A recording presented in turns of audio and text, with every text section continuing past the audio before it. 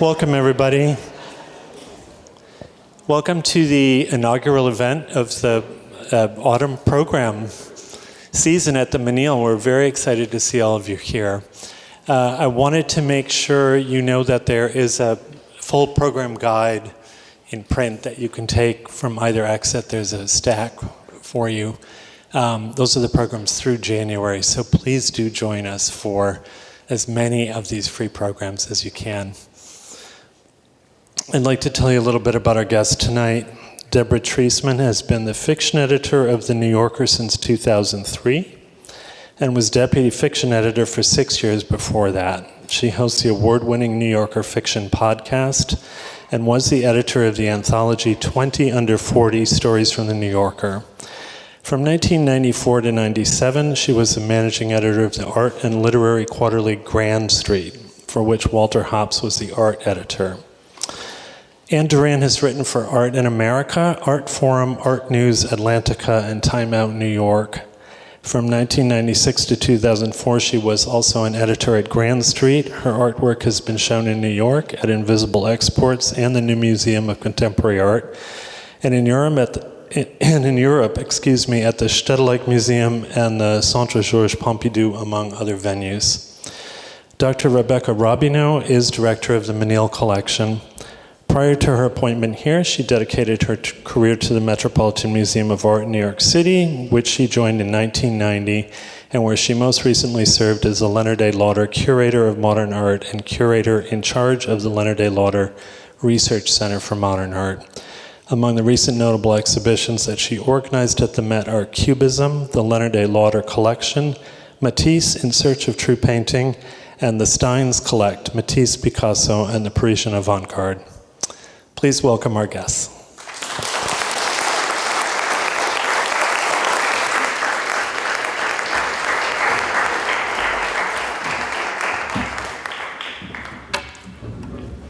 Where would you like us? Why don't you sit there and I will sit on this bench.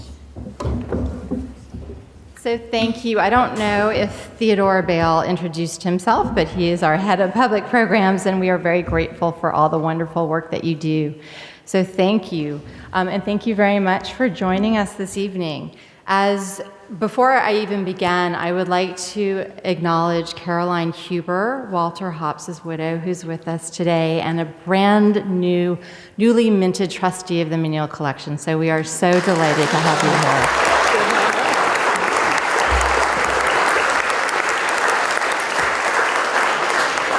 As most of you in the audience know, Walter Hopps was the founding director of the Menil collection. He had been hired to consult to the Menil Foundation in 1980, and at that time he began living and working out of one of the de Menil's children's rooms in the Menil house. In 1984, he installed over 600 works from the de Menil's collection in an exhibition in Paris at the Grand Palais called Le Rime et la Raison, and it was sort of a trial run for how the works would be installed once this building was completed. And the next year, he organized an exhibition titled 50 Years of American Drawings at the École des Beaux-Arts in Paris, and it traveled to the Kunstinstitut in Frankfurt. And I'd just like to underscore how appropriate it is that we're talking about Walter now during our 30th anniversary birthday as part of the celebrations. He was such an integral part of the formation of this museum, and in just a few months when we debut the opening of the Menil Drawing Institute, Walter's constant dedication to works on paper will just continue, that effect will continue to ripple through.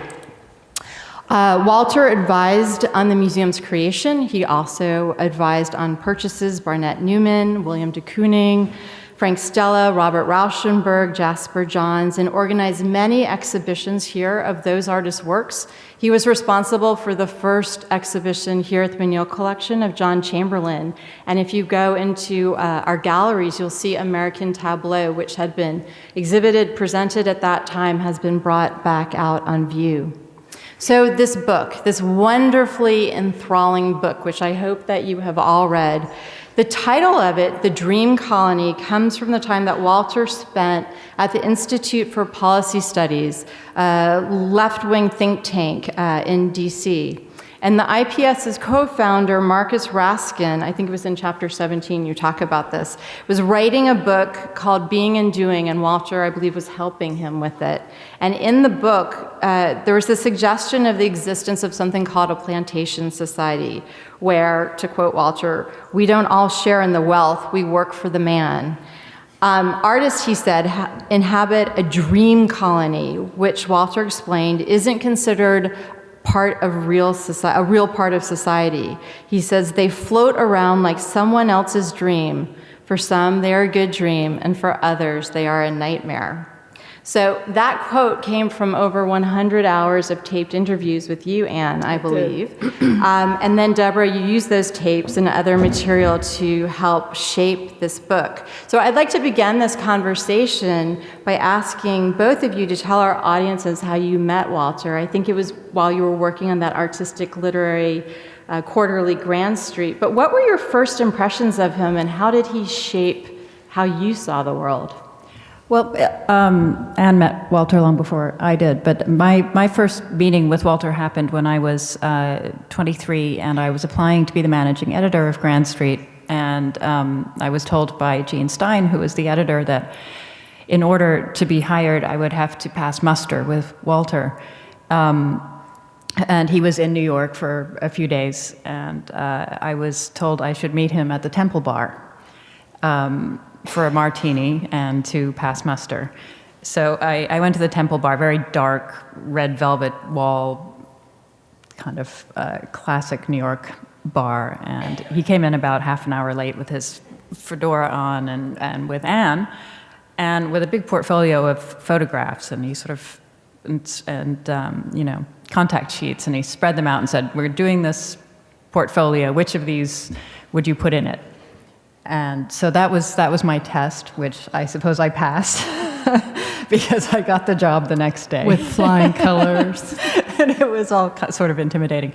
But, I proceeded to be at Grand Street for 4 years. And Walter, unfortunately, 2 weeks after I started, had a brain aneurysm. So he was a little bit out of commission for a period of time, but then he recovered, and he came back and seeing how he looked at art and how he looked at the art that was being researched by the assistant art editors in New York. For first Howard Halley, then a while later Anne joined the staff, and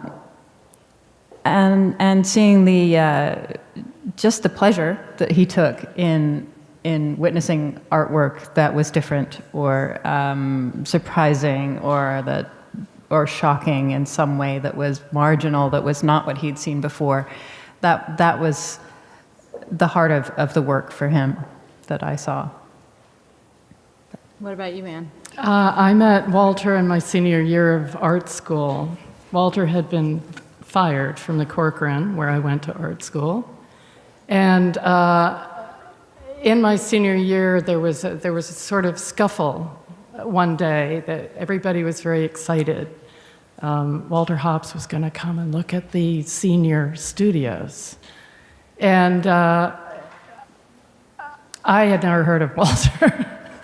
And eventually, there was a lot of commotion in the school, but eventually they ushered this man into my studio who, at that time, I don't know, maybe some of you have known Walter long enough, but he used to wear 2 pairs of glasses, one over the other, and he was sort of tall and frightening looking. I was terrified. I didn't say a word to him, and he sort of looked at everything and walked out. That was my first meeting with Walter, but Washington was a pretty small art scene, and I ran into him a few more times. And then when I moved to New York, he was interested in what was happening in the East Village, and he looked up me and the man I was dating at the time, Howard Halley, who ended up working at Grand. We all ended up working at Grand Street with Walter. He wanted us to take him around, and so we got to know him a little bit better. And then Howard became an art editor at Grand Street, and I became a consulting editor, and we worked together for many years after that. How did the book come about? I heard that he resisted doing it, a memoir, for many years. So what changed to make him realize that it would be a good idea, which I think all of us who have read it are just so grateful that it came about? Walter didn't write very much. In my experience, at least, he didn't really enjoy writing. And if he tried to write, when he did write catalog essays, if he just did it as a piece of writing, it tended to be a little stiff and academic. And I think he felt pressures on him to live up to some form that wasn't his natural form. But what he did was tell stories and talk, and he could talk for hours. And The hind leg off a donkey.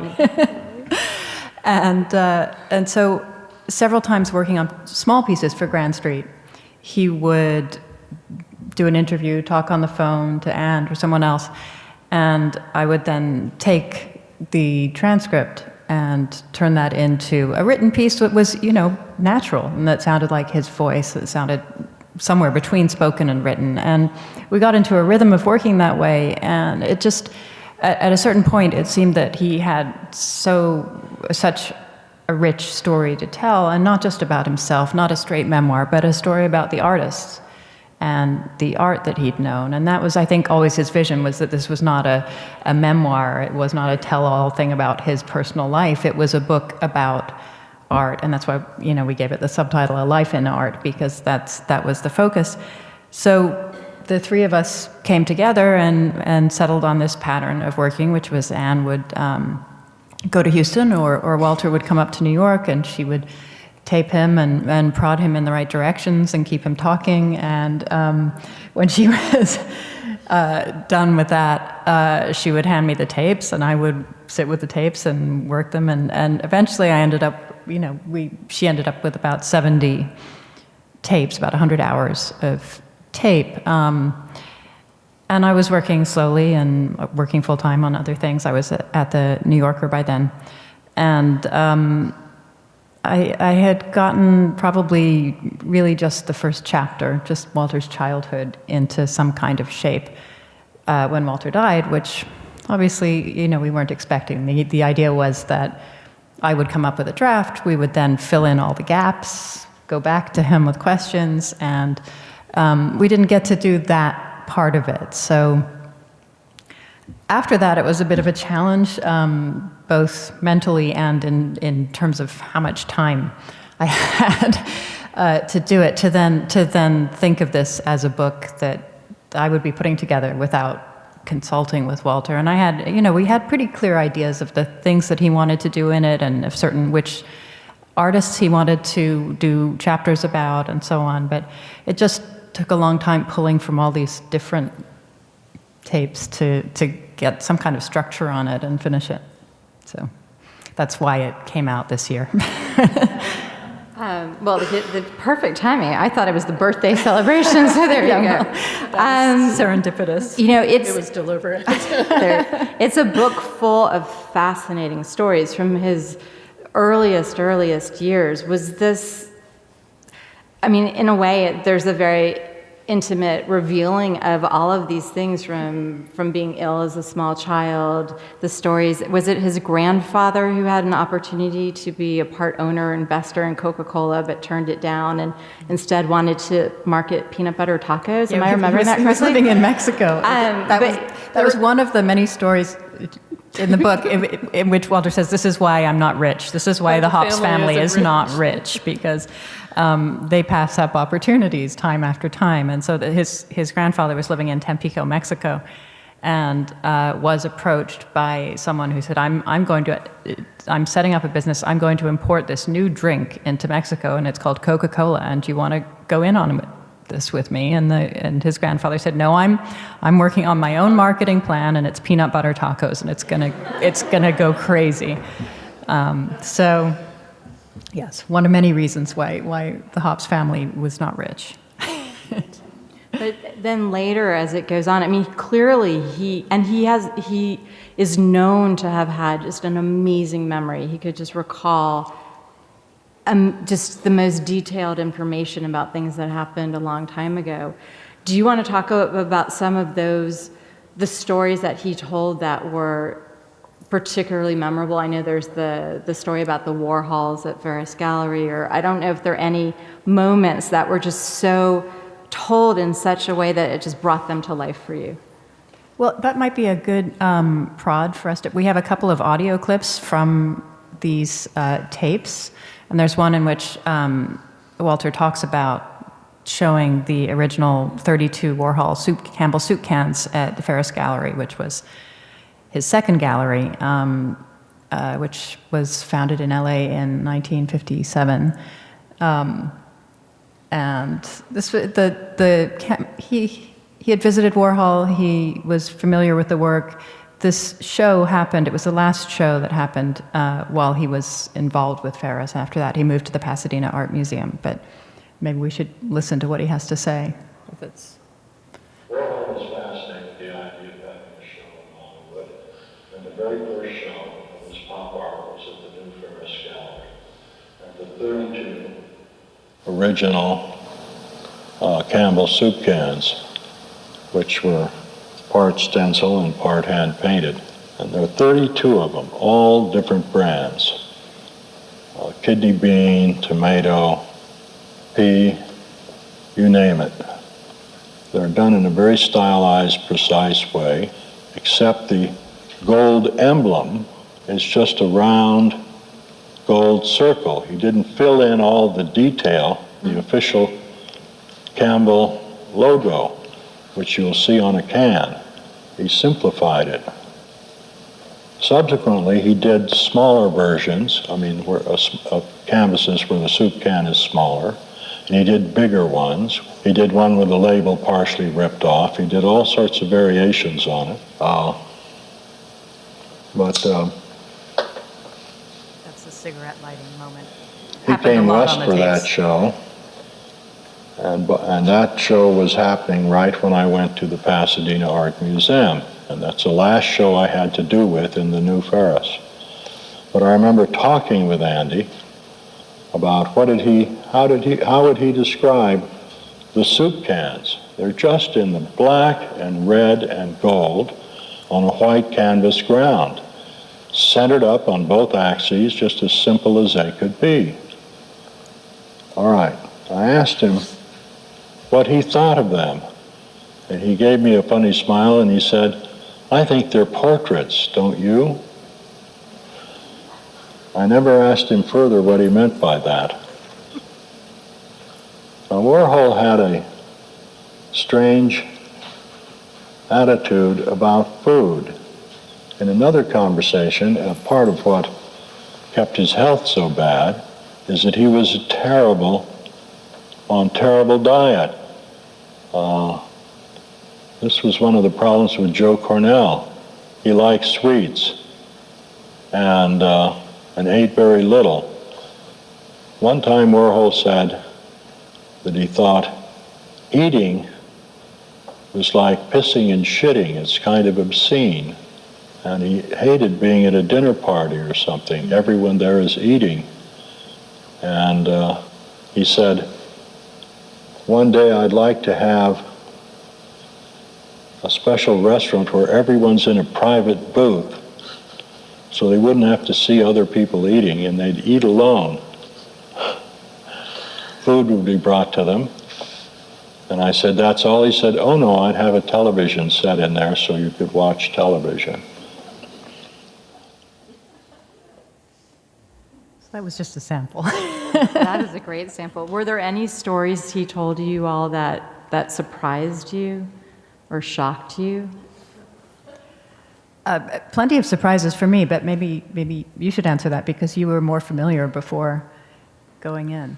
I don't remember being all that surprised. I'd heard a lot of the stories by that time, and was trying to pull them out of him. But there was always new things. I was just thinking, listening to him, that you should know he wasn't looking at a Warhol soup can when he was describing it. He really did have a photographic memory for art. One of the things he used to make me do at Grand Street was accompanied to him to a museum, look at a show, and then go back to Grand Street and tell them what I had seen in the order of works around the room in each room. I hope you were allowed to use notes. No notes. Yeah. So, just reading the book, it's amazing what he did from a very early age. Now, if I'm remembering correctly, he was just starting college or maybe high school when he decided to become a jazz impresario. And so, he had the bug, and he thought that jazz musicians were the artists of the future, right? Why the Hops family isn't rich. Yeah. He figured the artists were just going to be starving, and jazz was where it was at because this was the popular art form. But when he was a teenager in LA, he would, he was a little despairing about the art that was available in LA because none of the museums had any modern art at that time. But jazz was happening everywhere, and he went to see Billie Holiday when he was 15. He saw Charlie Parker. He was seeing the jazz greats, and also going into clubs where he was not only 15 but white, and one of very few white people there. And so he definitely had that bug. And in college, he was at Stanford his freshman year, I think, and hooked up with a friend who eventually moved to Oberlin, and they decided they were going to book concerts on campus, and they were going to bring jazz musicians in, and so they did that for a period of time. And so it was around that time that he more or less switched his interests over to art. It was not long after that he started his first gallery, Sindel Studio, where it was just sort of fly by the seat of your pants. He was in college in the daytime. He was working nights to make money to support the gallery, and then he was somehow running a gallery with the help of various friends who were involved in art or were poets or just friends, and that just constantly for about 15 years burning the candle at both ends to pursue what was just a consuming love for him. And in the book, he's pretty frank about how he was able to do that, which involved drugs. Yes. And one of the stories that I just remember stopped me in my tracks because I just can't even imagine. I think it was in 1966, and he was at the Pasadena Art Museum and went to pick up Frank Lobdell before an opening there. And I guess he had been smoking weed, as he recalls it, and then had some bourbon, and then they drove to the museum, and he commented how the streets needed to be repaved, and Lobdell said, "You are driving across people's front lawns." And it was just those kinds of stories. He didn't try to hide it. It was just, he had so much he wanted to do, and he needed a little artificial stimulation just to not sleep. He needed to stay awake, yeah, and especially if when he was working night shifts at the psychiatric ward. And there was, I think actually when he was in a chemistry lab, it was that he was inserting, he and his friend would take these oranges and shoot speed into them and freeze them. And then, all night long they could just suck on like quarters of the orange, and that would keep them awake. So yeah, he was pretty upfront about all of that. And in fact, maybe we should listen to the other sound clip that we have at this point, since that's a good lead-in. On John's, we had a disaster before the opening. I was finishing up till the last minute the installation. I'll tell you something that's off the record. We were working getting these drawings up, and I finally got it partially up and saw a better arrangement. And it was way in the middle of the night, and I told Hal Glicksman, chief preparator, and I had some artist guys working with him to get them up. Hal, we've got to redo that wall. He said, "Oi." He said, "It's like 2 in the morning, they're dying." I said, "Well, we just have to redo it." He said, "Well, here's what we'll do. They've got to rest. There's some mattresses down in the basement. I'm going to let the guys go down there and sleep for a while." And I said, "They'll never wake up." He said, "Oh, yes, they will. I'm going to give them some Cokes, Coca-Colas." I said, so? He said, I'm going to lace it with special medicine. I said, what do you mean special medicine? He said, I'm going to put in some of that speed, like you favor, and a fairly hefty dose. These guys always had dope around. So off they went, and I went up to my office to take a little nap, and Treisman came back. He was so loyal, and woke me up. He was exhausted too, but he just kept trucking. And he woke me up and said, they're up, just tearing to go. So in they came and had no problem taking it all apart. No, listening to me. Want to arrange it this way? Anything you say, boss, you know. And that's illegal now. It was illegal then. So how do you, so he has that little bit of a reputation too, like drugging employees, not answering phone calls, being late. I mean, famously, was it at the Corcoran that there were buttons saying Walter Hopps will be here in 20 minutes? Going off on tangents, and yet brilliant curator, supposedly such a nice guy. How do you balance all of those things? What made him such an effective curator? Is it that he didn't necessarily see silos between being a curator and being an artist and being a thinker about art? It seemed like he blurred boundaries. Well, Walter was an artist to begin with. He made really good art and photography, but I think here I should probably say that Walter did have a reputation for erratic behavior for quite a period of time, but it was when he was young, and something that I think should be said here is that when he met Mrs. de Menil, that all changed. He adored her and this museum. And it wasn't a battle for him anymore, doing the shows that he wanted to do, because she was supportive. It was both that he was older and that he had found somewhere where he could do what he wanted to do, and he didn't have to do it in the middle of the night. He didn't have to fight. But I think one of the lines, it's quoted in the book, but it came from a profile of Walter that ran in the New Yorker in 1992 or 91, where Calvin Tompkins asked him, do you consider yourself an artist, or what is your role in here? And he said, well, I consider that I belong to a tradition that goes back thousands and thousands of years. When those cave painters were in the cave, they needed someone there to mix the pigments and hold the torch while they were painting. And he said, I'm holding the torch. And so what he saw, and he said, that's for me, that's close enough. What he saw his job as was holding up the light so that people could see, to paint, and so that they could see the painting. And that was, I think, it's just a lovely way of expressing what his role was. But I think maybe you could say something about what you think his gifts were as a curator, having, since you're in the field.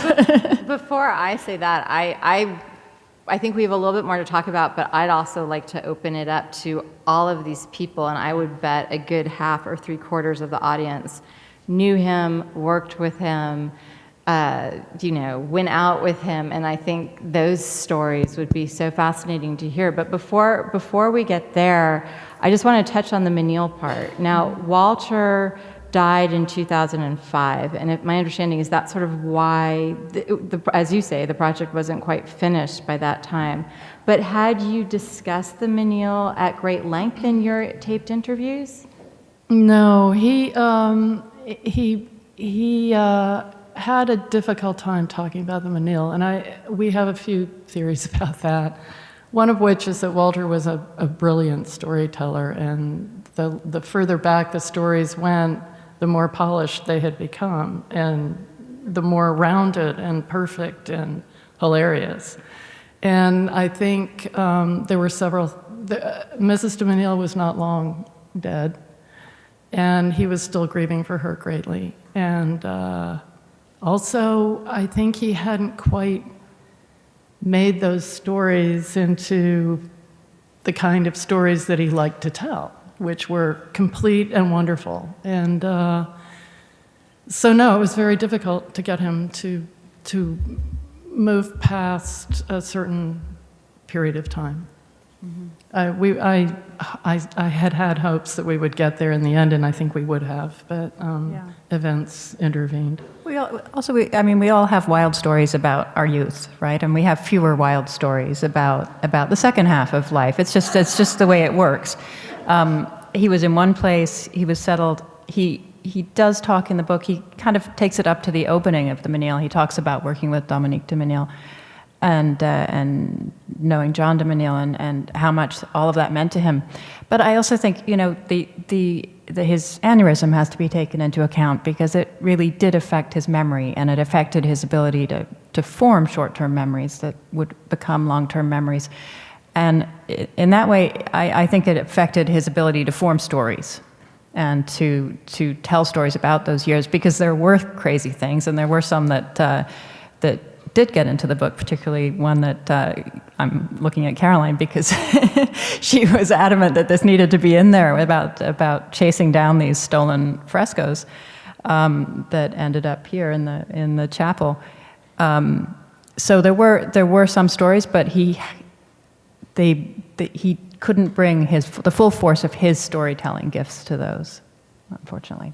Well, the Menil collection, as you all know, is infused with his DNA. For those of you who saw the exhibition Holy Barbarians, we had the sculpture by Ed Kienholz, a good friend of Walter's, and called Walter Hops, Hops, Hops. And it was fascinating for me to read how Walter described sort of the symbolism of that work of art. And throughout, there are different pieces that he took a deep dive on, which I found fascinating. There were Rauschenberg's and John's.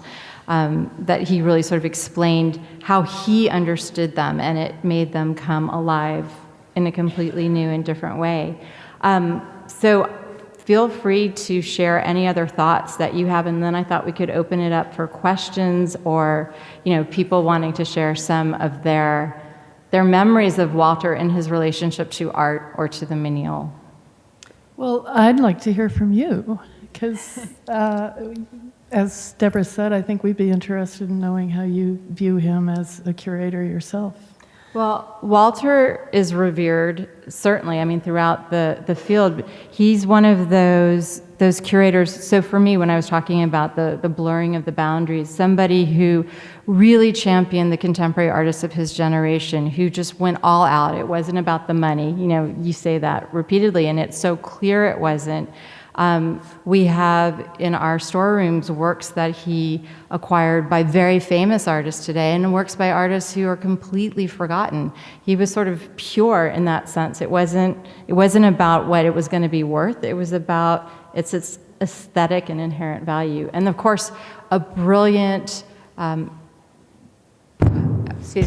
was going to say putter on of exhibitions, but that makes no sense. But the way he would install works of art, even if it was 2:00 in the morning, beautiful, like the attention to the aesthetics of the installation was one of Walter's great skills. And not all curators, no matter how bright they are, can also hang a show so that it is just exquisite. And I think that was another way that Walter really distinguished himself. My first involvement with the Menil was right after it opened, and I was telling you earlier, I volunteered here. I was sort of that invisible person working in a closet who was going to be here for a summer and leave. And so I only met Walter once and then would see him in passing. But I remember the story, and I was telling you that just shocked me, because the world has changed since then, is that I just remember him smoking with a cigarette and in a museum while holding a painting. And I remember some ash fell on the picture, which my heart stopped, right? But he just brushed it off and kept going. And so that was just sort of seared in my memory. But it reminded me later when I was in grad school we went to the conservation department at MoMA, and a conservator's tie was dragging over Jasper John's flags. And I said, "Sir, your tie is on the painting." And he just looked at me and said, "We break it, we fix it." So there's just sort of this different sense. Art for him wasn't this thing on a pedestal. It was something he lived with every day. I think it was very physical, and that's also something, that comes up. I think when people talk about him, and this is completely true, they talk about his eye for the way in which he recognized when art was important, when someone no one had ever heard of who was working alone in a studio was going to be the artist we remembered, was going to be Rauschenberg, was going to be Kienholz, was going to be, whoever else. And that just understanding of when someone was breaking new ground, even when not everyone recognized that was a huge component. But another component was quite technical and came down to, do you hang it an inch higher or lower? Do you make a pattern of 4 or 3, and how do those images relate to each other, and how do those works relate to each other? Do you put a sculpture in the middle of the room? Do you hang it from the ceiling? How do you eliminate the shadow under a painting with lighting? It's really technical, and that, I think, is the unsung work of the curator that he was so brilliant at. And I think you discuss it in your book, and it rang true to me. The more effort you put into the installation, the more invisible it becomes. And that is the key to a good hang, is that the walls, the lighting, none of that registers in the viewer. They're only seeing the art, and it takes a huge amount of effort to be invisible. I recently interviewed Bill Agee, who I think worked down here for a while, and he said the same thing about Walter, that he had watched Walter hang a show here in the museum, and that he was amazed at how fussy he didn't think of Walter as being a fussy installer, and was amazed and said the same thing, that the more you do, the less it's noticed. The more you do well. But the more it makes sense and feels right when you walk in the room, and the more you look where you're supposed to look. So why don't we open it up for questions from the audience? Because I know that a number of you have questions or comments that you would like to share. And Tony has a microphone. I have a mic here, yeah, if you just raise your hand. Oh, don't be shy. Oh, there's a hand.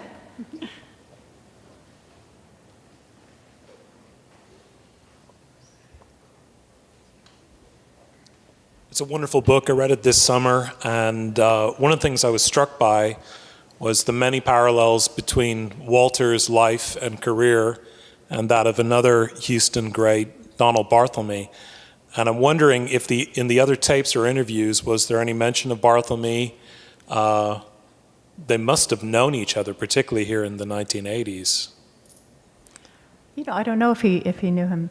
There was nothing that I recall. No, I mean, he talked Caroline, about... did he know Donald Barthelme? Yeah. When Walter... That's such an interesting thing to say, though. It is, because of the strangeness of the juxtapositions and so on. But I think when he talked about literature, it was almost always poetry in my recollection.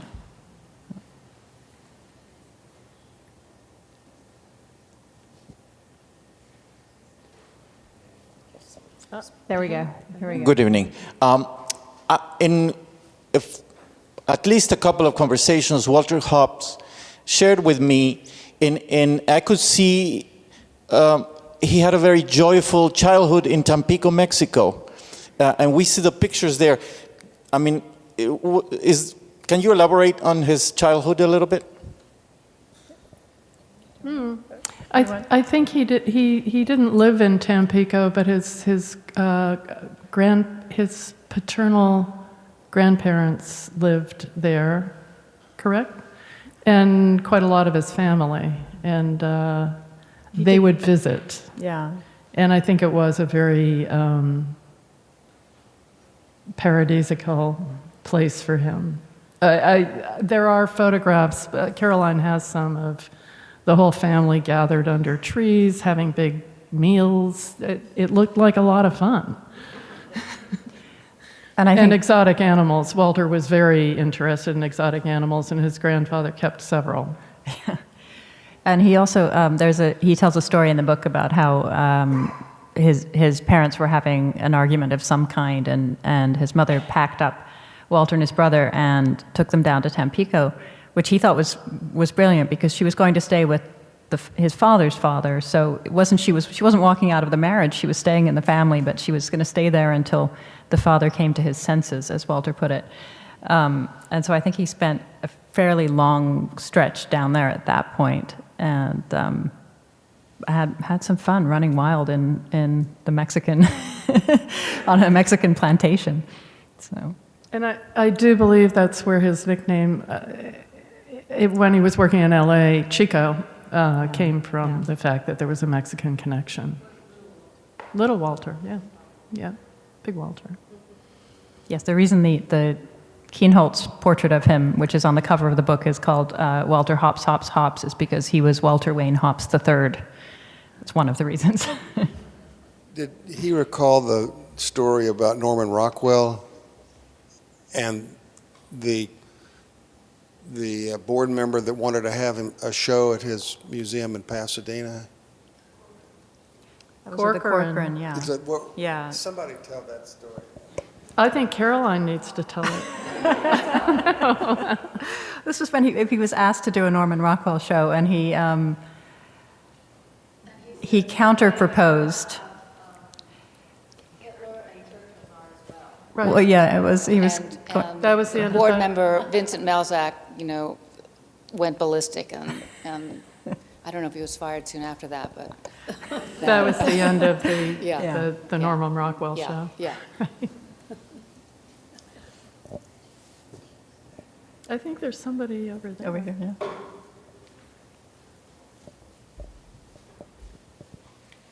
I wonder, I'm sorry I haven't read the book yet, but I wonder if you might talk about some of the invisible women who more recently have sort of emerged, although Germaine McCaggy is not necessarily invisible here in Houston, and she certainly was a big influence on the Menils and Houston community in general. She was just really beloved and vivacious, and certainly had a big influence on installation values.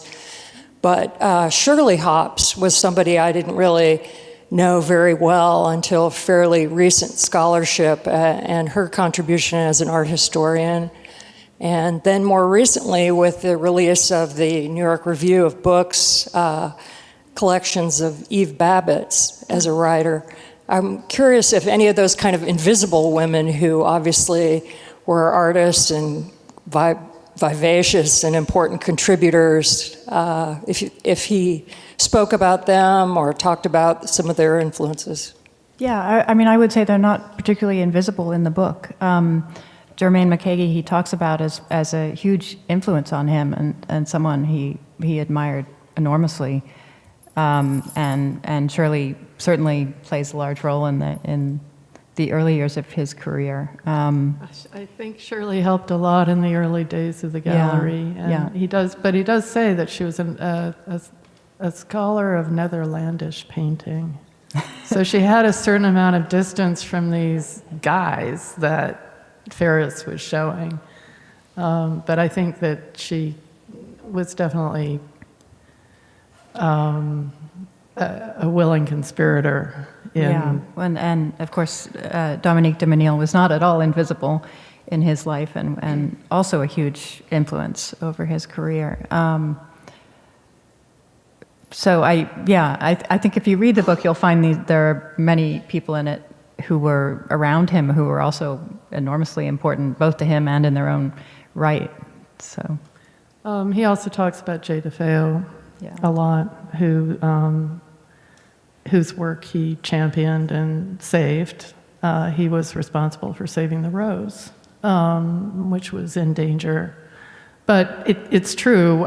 You can't sort of whitewash the fact that Ferris was a pretty macho male environment, and the times were what they were. But I think that Walter did respect quite a number of these, and he does talk about Germaine as being a huge influence on him. Can you talk a little bit about maybe his relationship with Dennis Hopper, the actor? I know we had an archive of photographs here for a very long time. I've been here for a very long time, and I worked with Walter for a while.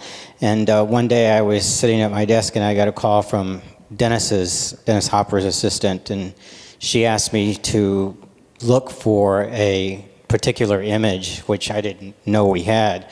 And I think I ran across them. I used to do x-rays for the Menil collection years ago, and they were down in the basement, and there were these albums of just contact sheets and like 3 or 4 albums of just contact sheets and negatives, and I got to go through all of them. They were just the most wonderful thing to see. And they did that a couple of times. They called them. We finally sent them the whole archives, but it was great. Yeah.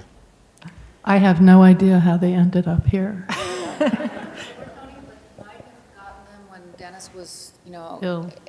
having, issues with drugs and things, that it might have gotten him into safe harbor. I'm not sure. I don't remember exactly. And so he had him here, and then Dennis, got sober and was more engaged with his work again. But it may have been a rescue operation. I don't know. Initially. Yeah. Are there any other questions or comments? Stories. They love hearing stories. We were talking about this. We love hearing other people's stories. Well, you know what? Why don't we end the formal part of this presentation, and then for those of you who are feeling a little shy or your story is a little too private, you can come up and tell us afterwards. But I hope you'll join me in thanking Deborah and Anne for coming down from New York and joining us tonight. Thank you. Thank you for having us. And we have the books back here, and they'll do the signing up here, so.